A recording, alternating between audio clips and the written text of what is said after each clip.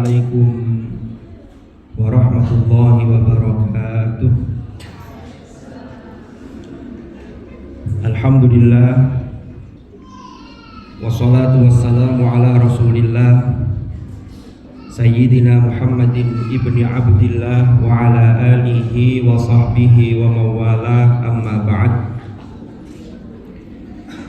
Yang terhormat Rektor UIN Sunan Ampel Surabaya, Bapak Profesor Ahmad Muzaki MPhil PhD, yang diwakili oleh Mudir Pusat Ma'had Al-Jami'ah atau Kepala Pusat Ma'had Al-Jami'ah Profesor Dr. Kiai Haji Saiful Jazil MAG. Yang terhormat pendiri UKM Pengembangan Tahfidz Al-Quran UINSA, Gus Ahmad Fakhruddin Fajrul Islam MTHI. Yang saya hormati para wali, wisudawan, wisudawati dalam acara wisuda hafidz yang kelima UPTQ UINSA UIN Sunan Ampel Surabaya. Wanaskusu bidzikri Dr. Kiai Haji Syamsul Anam MHI, guru saya yang hari ini juga hadir menghadiri wisuda putrinya. Jadi putrinya termasuk salah satu peserta wisuda hafidz kelima ini. Tak lupa Ketua UPTQ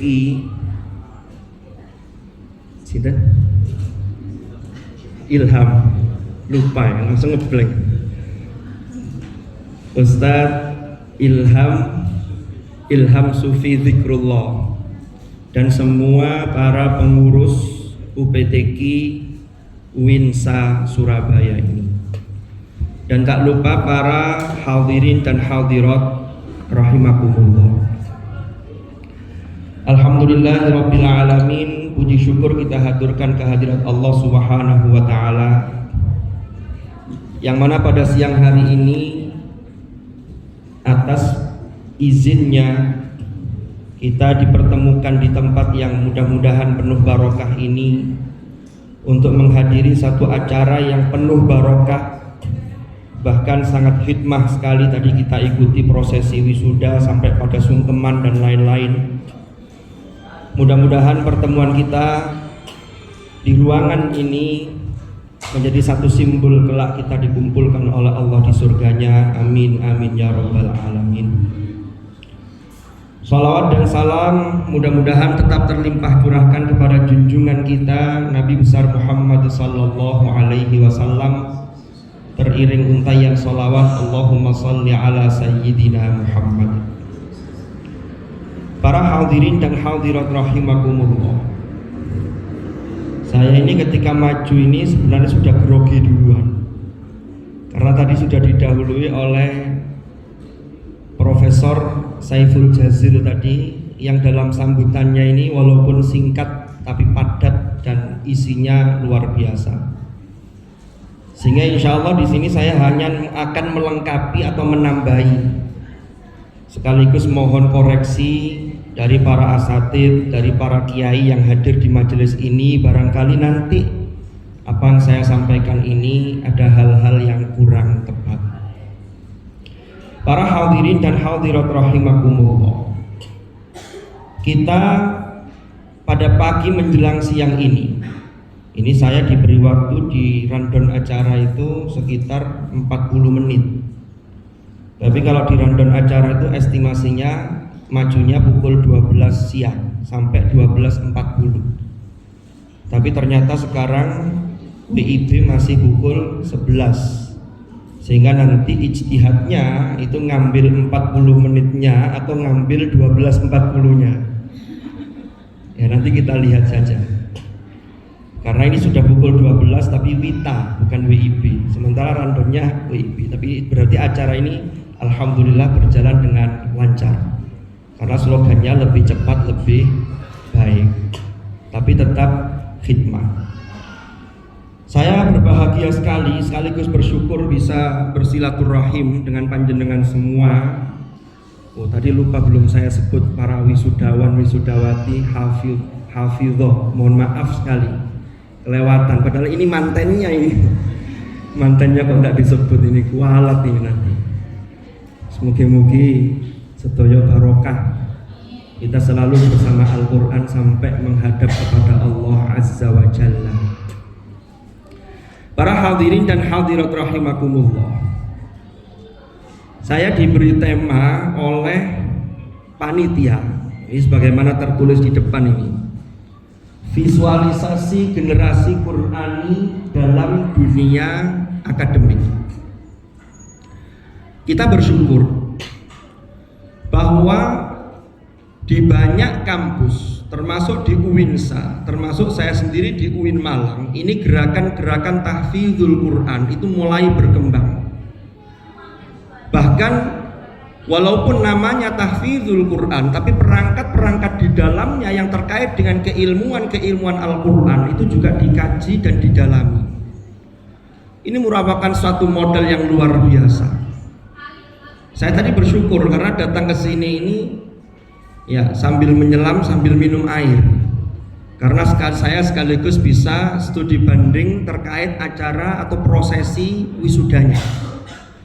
Jadi kalau di Malang itu, di UIN Malang itu kami setiap tahun tuh wisuda kira-kira 150 mahasiswa. Tapi kategorinya 5 juz, kelipatan 5 sampai 30 juz. Kemarin di bulan Agustus 150 orang itu yang 30 juz ada 32 mahasiswa. Ada yang memang sudah hatam ketika masuk, tapi ada yang belum selesai lalu melanjutkan dan alhamdulillah bisa mengikuti wisuda. Prosesnya hampir sama dengan di sini, ada kewajiban itu tesnya bisa milih mau tasmi atau model MHQ. Kalau MHQ 1 juz ya 1 soal, lalu ada toleransi kesalahan sekian kali. Kalau tidak mencapai itu ya dia tidak lulus, karena wisuda itu terkait dengan pertaruhan nama baik lembaga, karena lembaga mengeluarkan syahadah. Jadi ini kita bersyukur di dunia akademik, di dunia kampus, ini gerakan-gerakan tahfidz ini sudah mulai marak, termasuk alhamdulillah di UINSA ini yang hari ini kita semua hadir untuk isyhad, untuk menyaksikan para mahasiswa-mahasiswi yang diwisuda, sekaligus mendoakan mereka, sekaligus memotivasi mereka. Kalau kita bicara terkait dengan dunia akademik, maka kita lihat wahyu pertama yang turun, Rasulullah Sallallahu Alaihi Wasallam itu mendapatkan wahyu pertama itu semua sudah hafal, yaitu surah Al-Alaq ayat 1 sampai dengan ayat 5. Iqra bismi rabbikal ladzi khalaq, khalaqal insana min 'alaq, iqra wa rabbukal akram alladzi 'allama bil qalam, 'allamal insana ma lam ya'lam. Para hadirin dan hadirat rahimakumullah, kalau kita lihat di wahyu pertama ini, ketika Allah Subhanahu wa taala dawuh kepada hadratur Rasul melalui malaikat Jibril alaihi salam, Iqra, Rasulullah kemudian menjawab, ma ana biqari. Ma ana biqari, ini maksudnya apa? Saya ini tidak bisa membaca. Dan memang ketika itu Rasulullah mempertanyakan apa yang saya baca, karena objek yang dibaca ini juga tidak ada. Ya. Dan Rasulullah itu dikenal dengan, bahkan beliau disifati dengan an-nabiyil ummi, yaitu nabi yang ummi. Yang dalam terjemahan itu ada yang menerjemahkan buta huruf. Ini rupanya yang lebih tepat bukan buta huruf, tapi beliau tidak bisa membaca dan menulis karena untuk menjamin keotentikan Al-Quran. Ya, karena dalam surah Al-Ankabut ayat 48, wa ma kunta tatlu min qablihi wa la takhutuhu biyaminika idzal lartabal mubtilun bal huwa ayatun bayyinatun fi suduril ladzina utul ilm wa ma yajhadu bi ayatina illa dzalimun. Ini yang tengah-tengahnya dikutip di sebagai moto, bal huwa ayatun bayyinah. Lalu kemudian Ketika perintah ikra itu kan seharusnya qara'a itu kan memiliki makna aslinya dhamma yadhummu, mengumpulkan. Qara'a itu membutuhkan objek yang dalam kajian bahasa Arab itu disebut dengan fi'il yang muta'addi.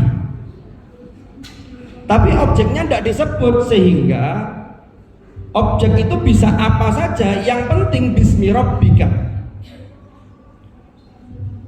Sehingga wahyu pertama ini sesungguhnya sudah mengajarkan kepada kita, ini terkait dengan dunia akademis. Karena ini terkait dengan literasi, bagaimana membaca sekaligus menulis. Al-Quran itu punya nama qara'a yaqra'u Qur'anan sekaligus kitab. Ini kan kalau qara'a yaqra'u itu terkait dengan bacaan yang serius. Kitab itu terkait dengan hukum-hukum atau petunjuk-petunjuk yang tertulis. Karena Rasulullah dawuh la taktubu anni syai'an ghairal Qur'an. Jangan tulis dariku sesuatu kecuali Al-Qur'an. Sehingga sudah diisyaratkan walaupun ketika itu belum terbukukan seperti mushaf yang kita kenal hari ini. Oke, sekarang saya lanjutkan. Lah ayat ini Iqra bismi rabbikal ladzi khalaq. Yang menarik yang pertama, Allah memperkenalkan sifat alladzi khalaq, yaitu zat yang menciptakan. Yang kedua, dalam lanjutannya di wahyu pertama itu nanti kita akan menemui alladzi 'allama bil qalam. Sehingga ada dua, khalaqa dan 'allama, ini menjadi satu model yang luar biasa. Bagaimana kita ini mewujudkan, memvisualisasikan generasi Qur'ani dalam dunia akademik. Nanti akan kita kaitkan dengan ayat yang lain. Kita coba untuk melihat dari sini dulu berangkatnya. Ya, yang pertama khalaqa. Apa artinya khalaqa itu? Khalaqa itu menciptakan. Berarti ada daya kreasi yang ini harus selalu kita munculkan. Kalau kita meneladani sifat Allah dalam konteks ini. Allah memang maha menciptakan, termasuk khalaqal insan min 'alaq. Menciptakan manusia itu ada satu sunnatullah, yaitu ada peran dua orang tua. Kita ini hadir di muka bumi ini itu pasti ada peran orang tua. Makanya penghormatan terhadap orang tua itu menempati posisi yang sangat penting. Wa qadha rabbuka alla ta'budu illa iya, langsung disambung dengan wabil walidaini ihsan. Kan ngoten. Jadi orang tua ini sebagai sarana media dalam konteks Allah khalaqal insani.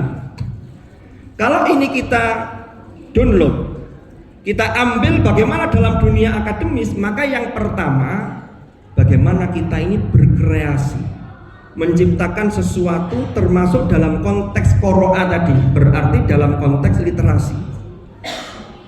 Ini sebagai pengejawantahan atau implementasi dari bagaimana visualisasi generasi Qur'ani. Ini dari sisi software. Lah nanti hardware-nya seperti apa? Nanti dulu. Lalu yang kedua, saya langsung ke ayat alladzi 'allama bil qalam 'allamal insana ma lam ya'lam. Itu ada allama. Yang mengajarkan kita itu pada hakikatnya itu adalah Allah. Tapi lewat siapa? Lagi-lagi wasilahnya adalah guru-guru kita. Ya, allama bil qalam. Sehingga guru-guru kita itu adalah menempati posisi berikutnya yang harus kita hormati.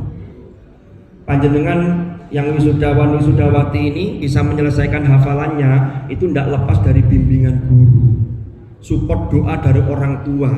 Bahkan boleh jadi ada yang orang tuanya itu sekaligus bertindak sebagai gurunya, termasuk guru dalam menjalani kehidupan.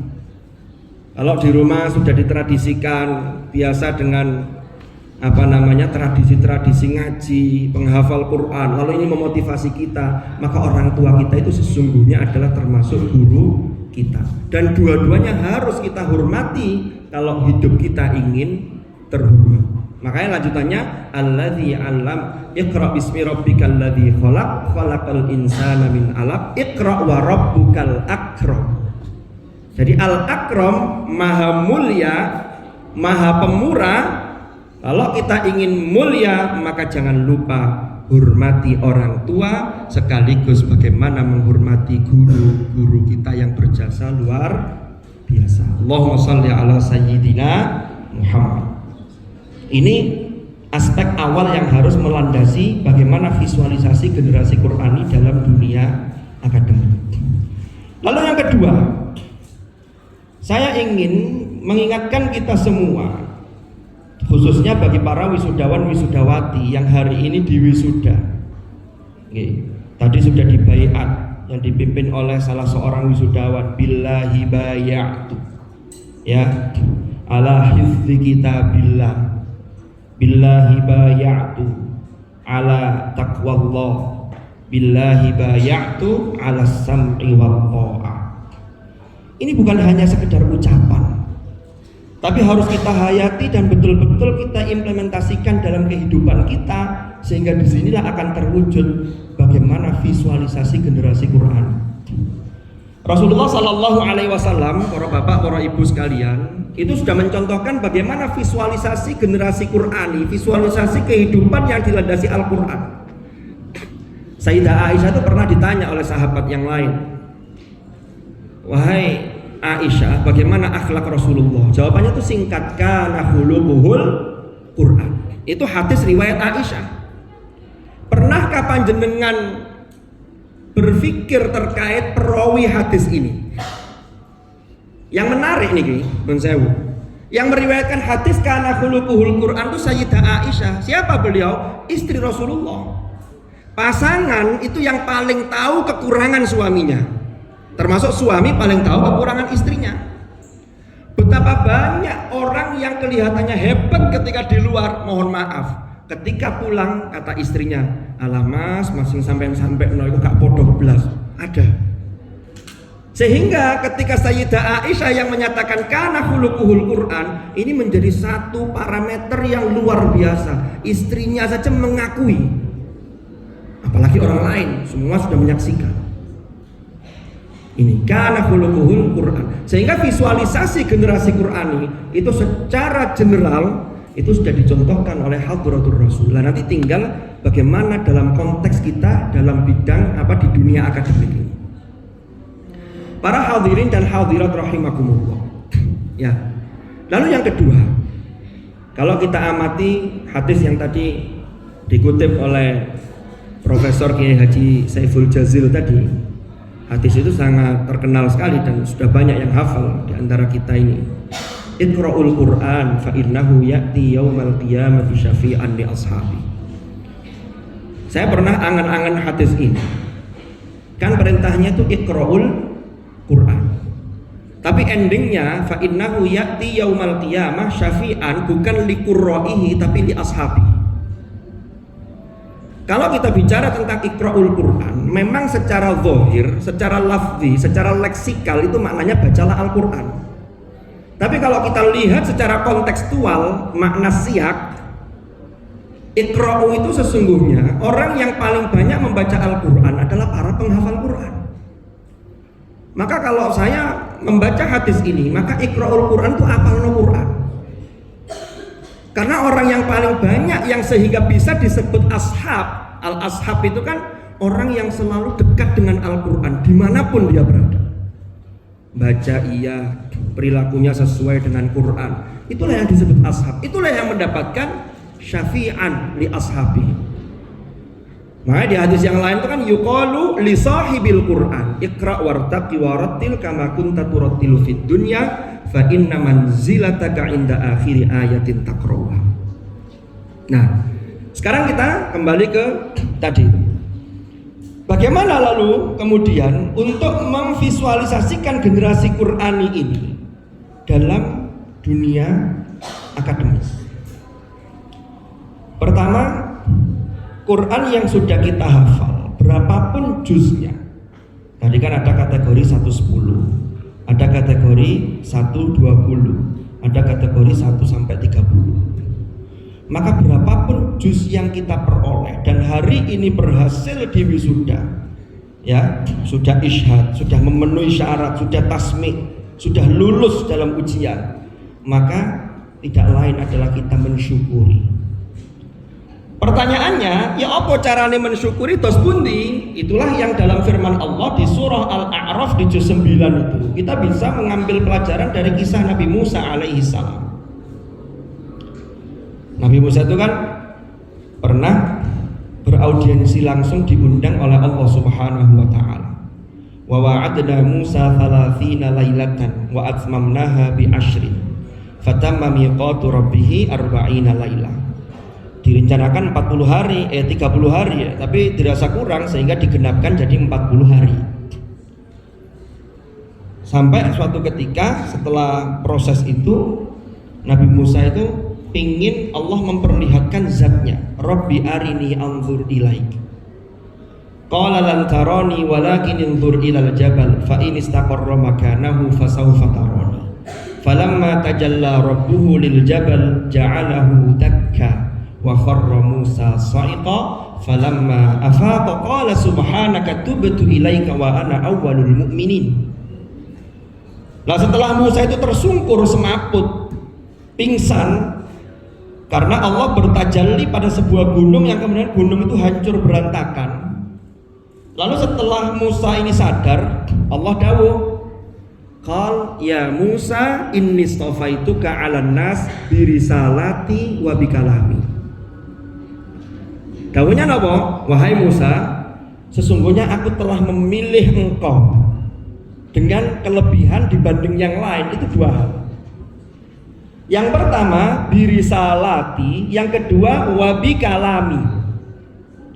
Dengan risalahku Musa diangkat sebagai rasul. Wabi kalami, Musa ini spesial sehingga Musa ini diundang langsung berdialog dengan Tuhan. Wa kallamallahu Musa taklima. Kalau ini kita kontekstualisasikan pada acara wisuda hari ini, maka bisa kita tafsirkan begini kontekstualisasinya. Hei para wisudawan wisudawati, kalian ini sudah dipilih oleh Allah dengan dua hal. Yang pertama dengan risalahnya. Kita ini kan sudah mendapatkan risalah yang dibawa oleh Hadratur Rasul sallallahu alaihi wasallam. Wabi kalami, gak kabeh arek mahasiswa di UIN saya ini menghafal Quran. Sing duwe karep ae lho gak kabeh, apalagi yang bisa sampai menyelesaikan. Apalagi yang ketika masuk itu baru 5 juz, ketika lulus sudah 30 juz'an kamilan. Ini kalau tidak disertai himmah sekaligus tanpa ridho Allah, tanpa izin Allah, ya tidak bakal bisa. Tapi karena ada keseriusan itu sehingga Allah memeluk impian-impian itu, maka panjenengan yang wisuda itu sesungguhnya sudah mendapatkan dua hal tadi, birisalati wa bikalami. Kalau sudah dapat dua, apa yang harus dilakukan? Fakhudh ma ataituka. Nah, fakhudh ma ataituka. Maka ambillah apa yang telah aku berikan kepadamu. Fakhudh, ini khudnya seperti apa? Ngambilnya seperti apa? Inilah bentuk syukurnya. Wa kum minasyakirin. Kalau kita ini sebagai bentuk syukur sudah dianugerahi Allah yang luar biasa ini, maka kita harus termasuk orang-orang yang bersyukur, yang cara khudnya bisa kita rujuk dalam surah Maryam, ya Yahya khudhil kitaba biquwwah. Wahai Yahya, ambillah, peganglah dengan kuat Alkitab. Dalam konteks Nabi Yahya At-Taurah, karena kitabnya waktu itu merujuk pada kitab yang diturunkan kepada Nabiullah Musa alaihi salam. Ya Yahya khudhil kitaba bikuwah.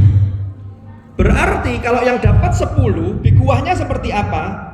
Secara kuantitas itu belum selesai. Kualitas oke, kuantitas lanjutkan. Kalau yang sudah 30, maka kuantitasnya selesai tapi kualitas. Sehingga orang lancar ngajinya itu boleh jadi ada proses panjang. Karena Quran itu kalau sudah jadi, itu apapun gerak langkah kita itu sambil baca itu sudah otomatis. Sampai kalau tidak percaya coba surah Al-Fatihah itu. Kadek mikir sudah. Surah Al-Fatihah atau juz 30 yang saking lancarnya diulang-ulang itu sampai dipakai jalan, dipakai main bola tetap bisa bunyi.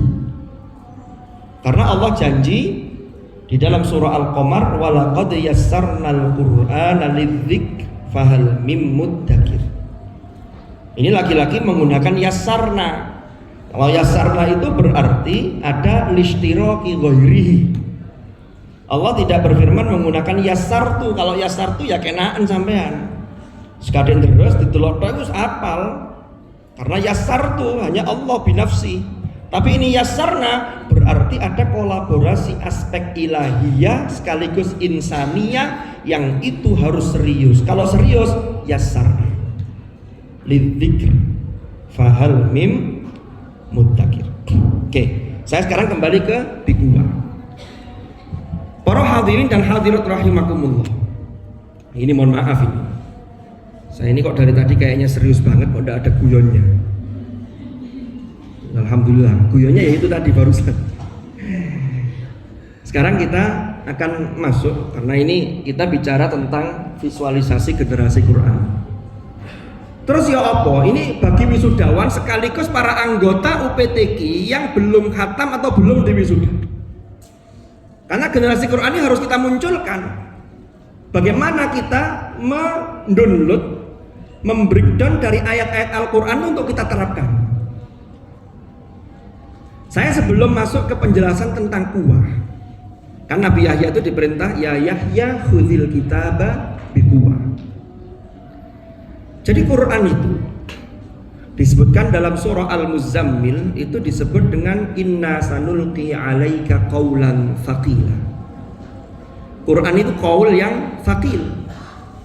Itu ucapan yang berat. Berat dari sisi apanya? Dari sisi bobot maknanya, kandungannya luar biasa. Belum dari aspek ijaznya. Nanti ijaz itu ada al-i'jaz al-lughawi, ada al-i'jaz al-ilmi, ada al-i'jaz at-tajaddudi, ada al-i'jaz at-tashri'i, ada al-i'jaz al-ghaibi dan seterusnya. Jadi memang berat. Menghafal itu pada awalnya itu juga berat. Tapi kalau terus istiqomah, ini nanti akan ketemu jalannya sampai pada satu tahap ketika Allah betul-betul yassarna. Tapi syaratnya ya serius. Kan ngoten. Jadi serius itu ditunjukkan dengan riyadhah, baik itu secara batiniyah ataupun secara zahir. Nah, segala aspek itu. Nah, sekarang kita lihat. Karena Al-Quran itu qaulan tsaqila, Al-Quran itu qaul kalam yang mulia melebihi sairil kalam, semua jenis kalam. Maka kemuliaan itu dihitung mulai dari yang terkecil. Ini kata kata Dr. Kiai Haji Ahsin Sakhok Muhammad dalam buku beliau itu sering disampaikan. Jadi nek Quran itu hitungannya itu mulai dari yang terkecil. Berangkat dari hadis man qara'a harfan min kitabillah falahu hasanatun. Wal hasanatu bi asyri amsalihha la aqulu alif lam mim harfun walakin alifun harfun wa lamun harfun wa mimun harfun. Kalau di UPTQ sih tidak perlu diterjemahkan, sudah paham semua. Sesuatu itu kalau mulia itu mesti ngukurnya dari yang terkecil. Seperti logam mulia emas itu mesti 0, sekian gram, itu pasti ada hitungannya, tidak gratisan. Beda dengan kalau kita beli pasir di toko bangunan, itu beli sak cawuk, itu lebih dari 1 gram, itu tokonya itu susah untuk ngasih harga, sudah bawa aja. Karena nilainya tidak seperti emas. Lah Quran itu seperti emas, logam mulia. Nah, dari sini maka Quran ini karena saking mulianya, maka dia Al-Quran ini dibawa oleh orang-orang yang mulia, termasuk makhluk yang mulia. Kalau kita baca dalam surah At-Takwir, innahu laqaulu rasulin karim. Sesungguhnya Al-Quran itu adalah qaul, utusan yang mulia. Qaul bedanya dengan kalam. Kalau qaul itu boleh jadi bukan orang yang mengatakan, bukan makhluk yang mengatakan secara langsung. Saya menyampaikan pesannya umpama tadi Gus Fakhruddin menyampaikan sambutan Bapak Rektor, beliau nitip salam, itu berarti qaulnya Pak Rektor yang disampaikan oleh beliau. Tapi kalau Pak Rektor langsung sambutan di sini, ini Pak Rektor terkait dengan takallama yatakallamu. Itu bedanya antara kalam dengan qaul. Ayat ini bicara mengenai innahu laqaulu rasulin karim. Para mufassirin ada yang menafsirkan Rasul itu adalah Jibril. Ini mayoritas mufassirin. Tapi ada yang memahami Rasul itu adalah hadratul Rasul Nabi Muhammad sallallahu alaihi wasallam. Yang ingin saya sampaikan sebagai modal kita bagi generasi Qur'ani di dunia akademik. Pertama, nek awake dhewe itu termasuk orang-orang yang menghafal Al-Qur'an. Maka yang pertama, kalau mengacu pada ayat ini disifati laqaulu rasulin karim, maka bagaimana kita ini menjaga sifat terpuji, menjaga sikap baik kita, sehingga label karim Quran yang nempel pada diri kita itu layak untuk kita sandang.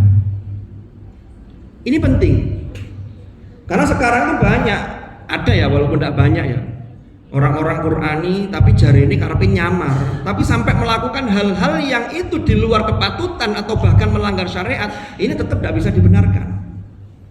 Kalau yang dimaksud humul, nyamarnya itu masih wajar, tidak ada masalah. Yang penting kan tidak kemudian pamer-pamer, aku loh apal Quran. Bukan, tapi justru Quran itu menjaga kita untuk tidak melakukan hal-hal yang terlarang.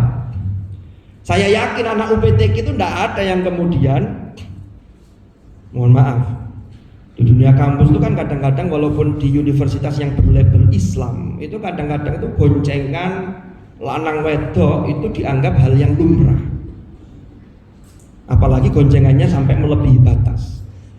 Nah ini harus kita jaga, jangan sampai anak UPTQ yang menghafal atau terdaftar sebagai anggota UPTQ lalu melakukan hal itu. Berarti kita tidak bisa menjaga sifat karim dalam konteks ini. Sehingga termasuk visualisasi generasi Qur'ani bagi mahasiswa di dunia akademis itu menjaga sifat mulia. Kenapa? Karena yang kita bawa adalah Al-Quran yang mulia. Innahu laqaulu rasulin karim. Yang kedua, dzi quwwatin. Ini sifat Rasul, sifat yang disandang oleh Jibril yang bawa wahyu. Nazala bihi ruhul amin. Kenapa sifat yang kedua itu? Dzi quwwah. Nah ini kaitannya sama tadi itu. Apa dzi quwwah? Para hadirin dan hadirat rahimakumullah. Kalau kita lihat di dalam Al-Quran di surah An-Naml contohnya, ketika Ifrit itu salah satu pasukan dari Nabi Sulaiman alaihi salam. Ketika Nabi Sulaiman alaihi salam itu mengumpulkan para pembesar-pembesar, para pimpinan-pimpinannya untuk memberi tantangan satu hal.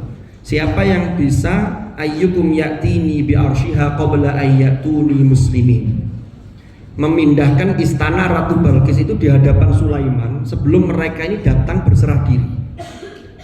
Ifrit tampil pertama dengan sangat pede. Apa kata Ifrit? Qala ifritum minal jin ana atika bihi qabla an taquma min maqami. Saya bisa mendatangkan di hadapanmu wahai Raja Sulaiman istana itu, istananya Ratu Balqis itu sebelum panjenengan berdiri dari tempat duduk panjenengan. Nah maksudnya berdiri dari tempat duduk itu seperti apa? Bukan berarti Nabi Sulaiman langsung ngadeg, mboten. Itu berdasarkan kebiasaan. Kalau dalam tafsir dijelaskan, Nabi Sulaiman itu biasa duduk di atas singgasana beliau itu dari pagi sampai waktu zuhur. Berarti kalau Ifrit mengatakan ana atika bihi qabla an taquma mim maqamik, berarti butuh waktu setengah hari. Kata Nabi Sulaiman, wah kesuwen ya setengah hari ini. Ada yang cepat enggak? Tapi Ifrit ini dia mengatakan dalam penutupnya untuk meyakinkan Sulaiman, dia mengatakan begini, wa inni alaihi laqawiyyun amin. Saya itu melakukan hal ini, menguasai ini, bisa mindah istana itu saya punya kemampuan. Ada dua hal yang saya banggakan, yang saya sangat pede dengan itu. Apa itu? Laqawiyyun amin. Yang pertama qawi, yang kedua amin. Qawi itu makna secara bahasa itu memang kekuatan. Tapi kalau kita lihat lebih dalam, qawi itu adalah sesuatu yang bisa dilakukan oleh seseorang, kapasitas itu yang boleh jadi tidak dimiliki orang yang sejenisnya. Sama di UPTQ, mahasiswa UINSA itu banyak. Kan tidak semuanya punya hafalan Quran, tidak semuanya bisa menyelesaikan hafalan Quran, tidak semuanya bisa wisuda.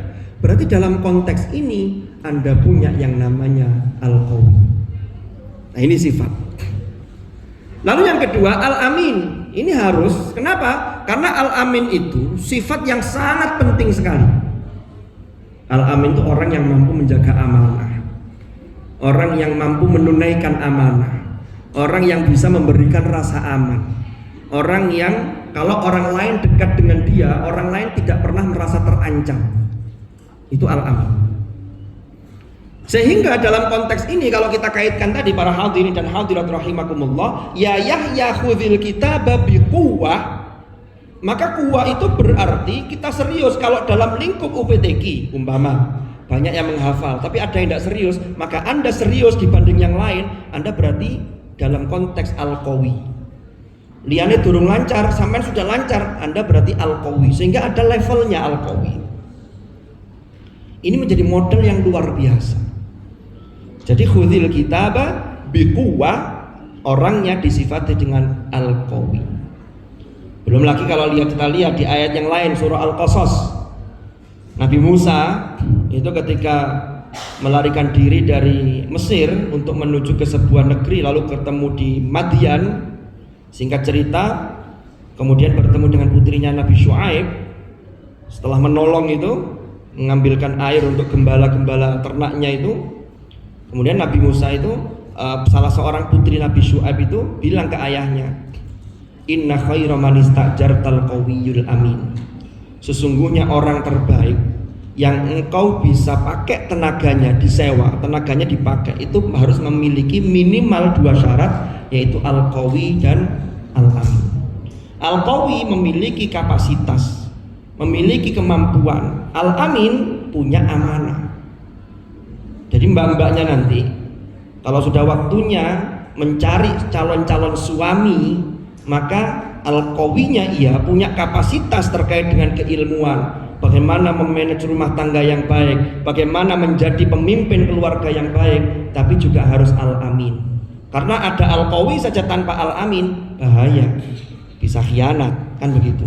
Maka 2 sifat ini juga harus kita tampilkan dalam konteks visualisasi generasi Quran. Ya Yahya khudhil kitaba biquwwah. Wahai Yahya, ambillah, peganglah dengan kuat Alkitab, yaitu kitab suci itu biquwwah.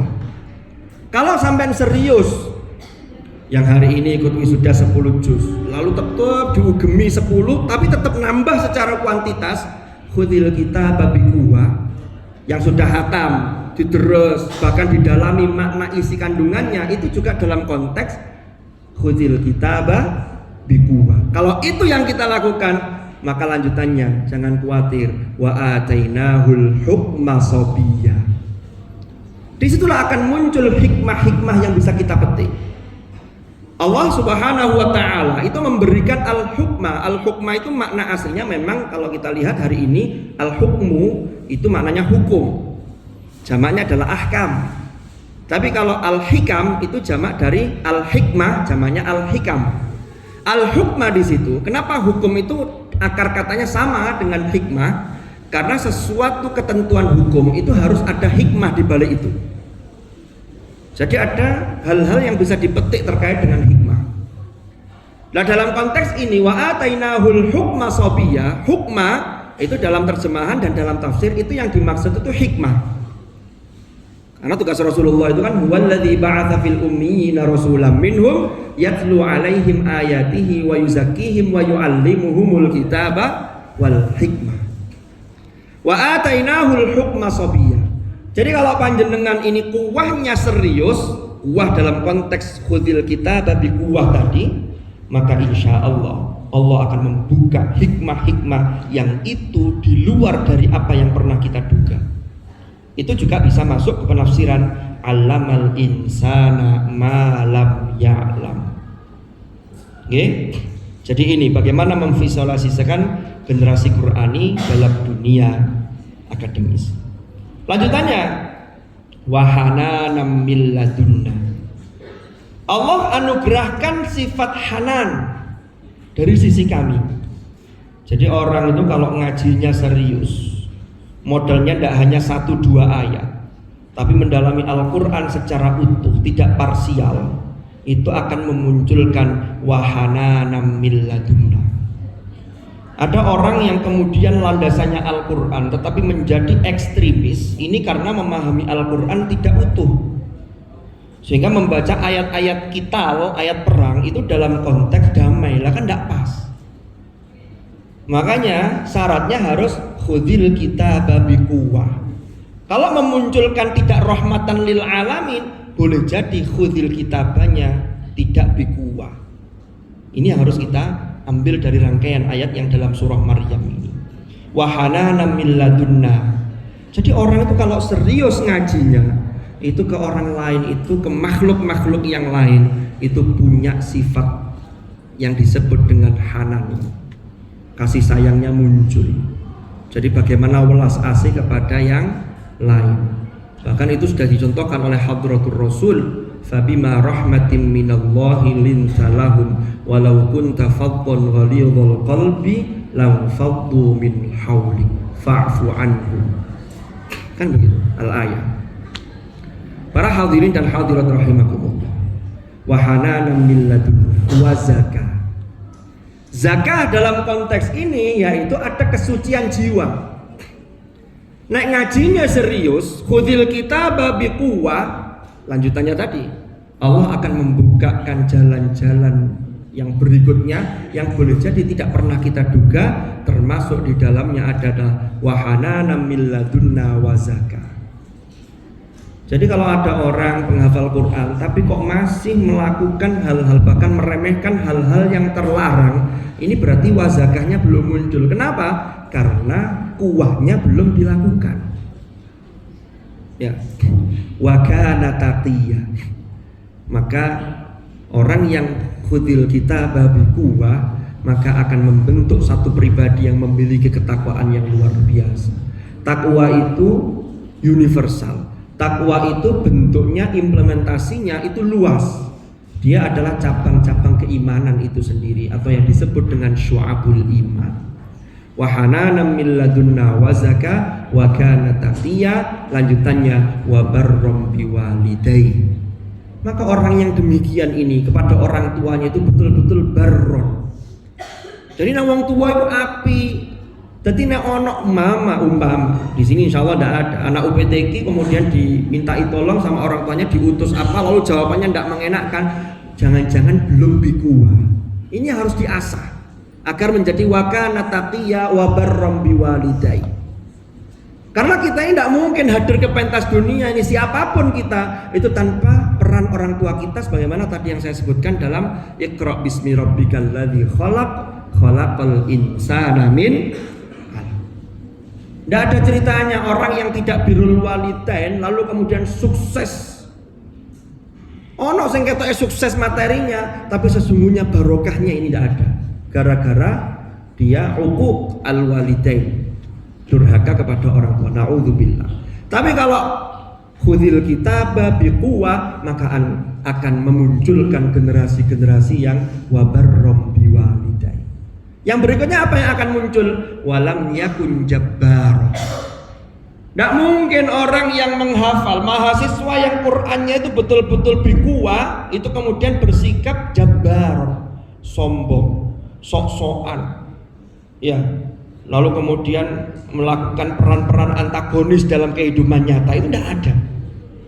Jadi tidak hanya dalam sinetron. Lalu antagonisnya serius, ini nyata, tidak mungkin.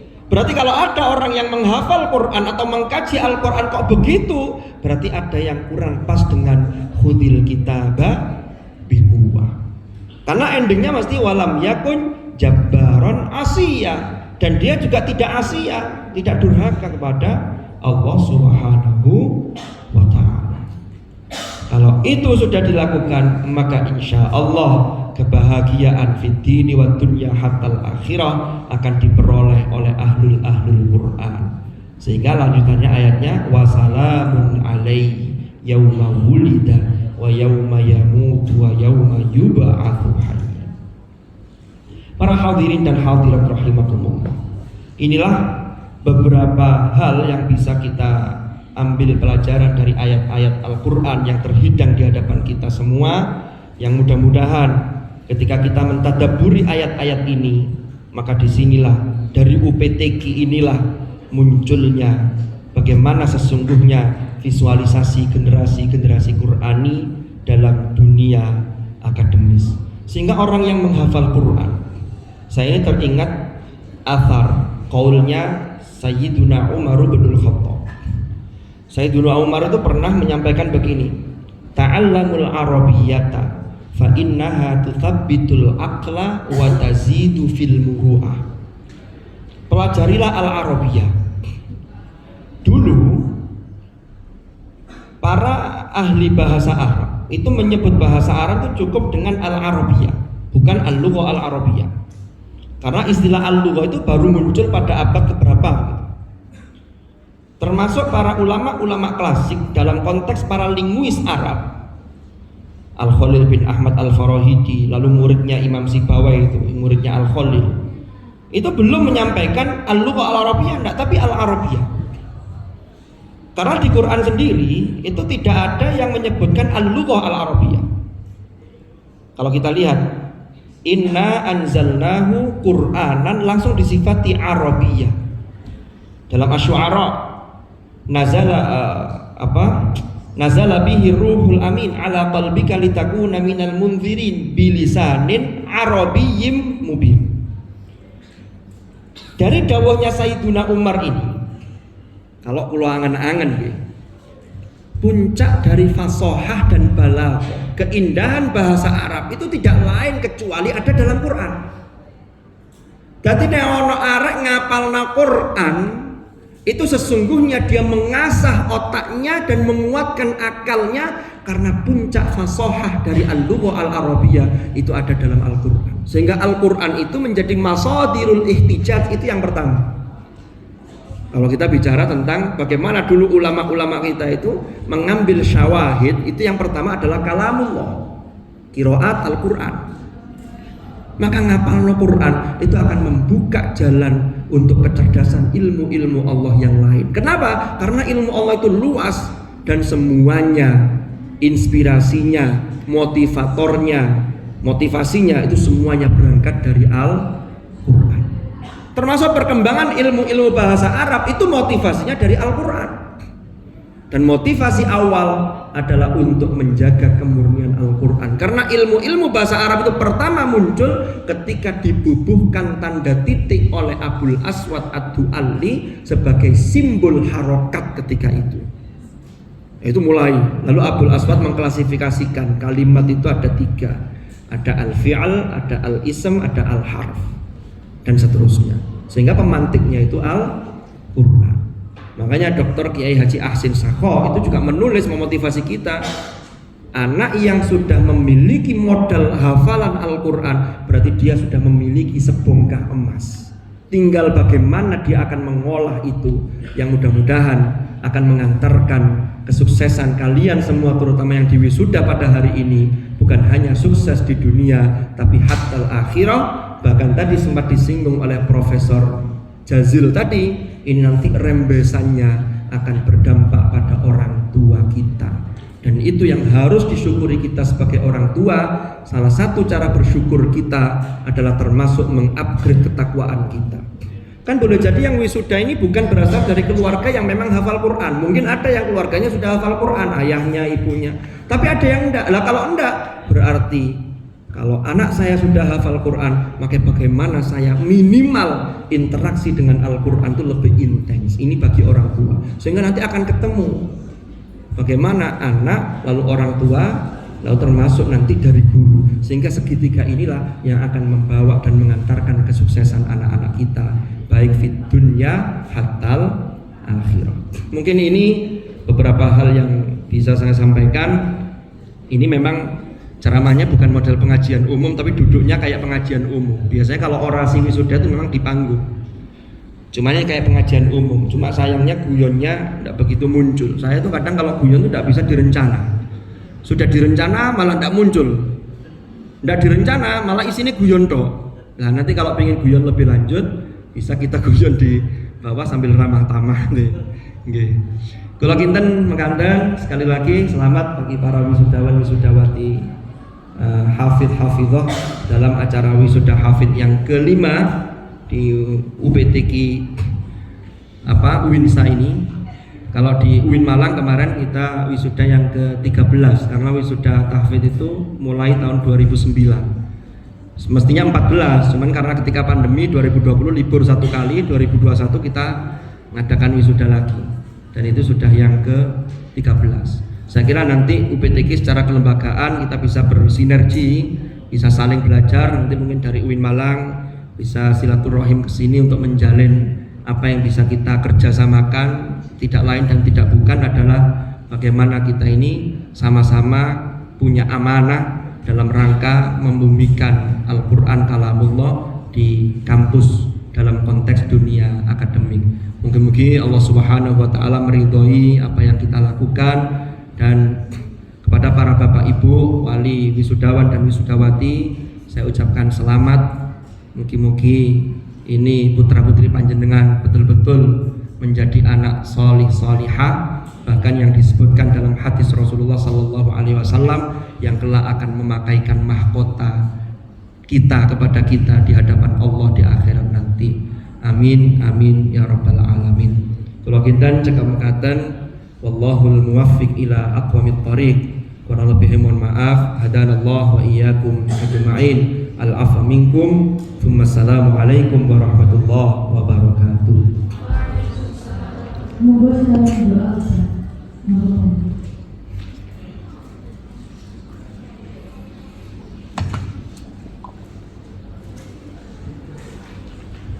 Monggo sarang-sarang kita tutup acara ini dengan bacaan doa. Mugi-mugi keluarga kita ditakdir oleh Allah menjadi dzurriyyatan thayyibah, termasuk min ahlil Quran wa min ahlil ilmi wa ahlil khair. Ala hadhihi niyyah wa ala kulli niyyatin salihah wa ala ma nawainah wa ala ma nawahu as-salafus salih. Thumma ila hadratin nabiyil mustafa Muhammadin sallallahu alaihi wasallam. Al-Fatihah.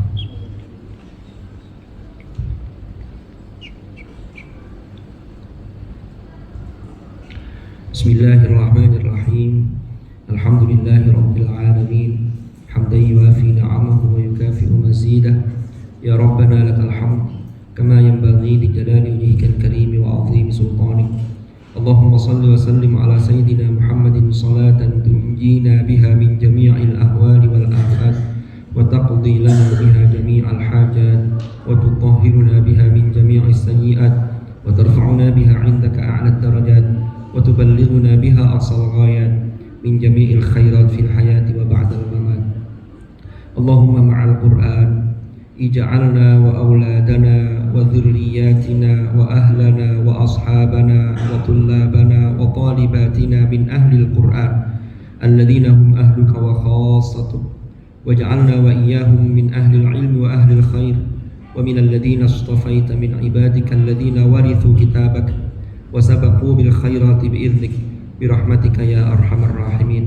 اللهم اجعل جمعنا واجتماعنا اجتماعا مرحوما وتفرقنا من بعده تفرقا معصوما ولا تجعل معنا وفينا شقيا ولا محروما برحمتك يا أرحم الراحمين. ربنا آتنا في الدنيا حسنة وفي الآخرة حسنة وقنا عذاب النار وأدخلنا الجنة مع الأبرار يا عزيز يا غفار يا رب العالمين. جزا الله عنا محمدا صلى الله عليه وسلم ما هو أهله وسلام على المرسلين والحمد لله رب العالمين بسر الفاتحة.